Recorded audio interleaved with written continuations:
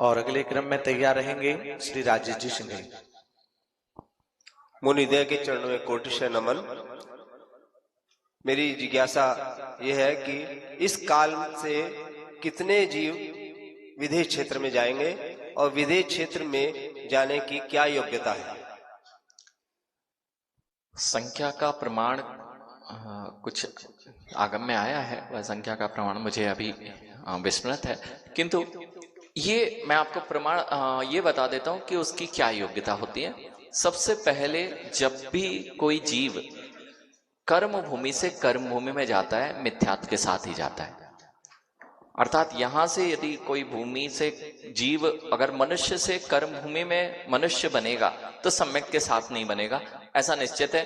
अब वो बनेगा कौन? तो बनने वाले मैंने मनुष्य पर्याय के बंध के कारण देखे थे, वह थे अल्पारम परिग्रहत्वम मानस्य यश मानस्यश्च, अर्थात बहुत आरंभ सारंभ ना करने वाला, परिग्रह को कम रखने वाला और स्वभाव से मार्दव धर्म को पालन करने वाला जीव यदि आयु का बंध करता है तो वह उस आयु के नियोग से कर्म भूमि में जन्म ले सकता है। यदि वह सम्यक भी है तो वह नियम से आयु बंध अगर सम्यक के पश्चात करता है तो देव में ही बनेगा। सम्यक के पूर्व में यदि उसने मनुष्य आयु का बंध कर लिया और सम्यक प्रकट हो गया है तो फिर वह कर्म भूमि में जन्म नहीं लेगा, फिर वह भोग भूमियों में जन्म लेगा।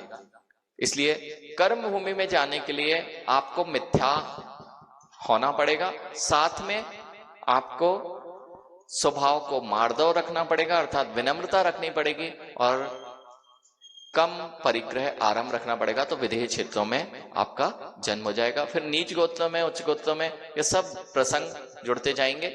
जहां आप जन्म लेंगे कर्म भूमि में मनुष्य बनेंगे, हो सकता है आप तिर्यंच बन के वहां जन्म ले लें तो मायाचारी के प्रभाव से वहां जाके तिर्यंच बन सकता है। अर्थात विदेह क्षेत्र में जन्म मनुष्य के रूप में लेने के लिए ये सारी आवश्यक पूर्तियां होना पड़ेंगी।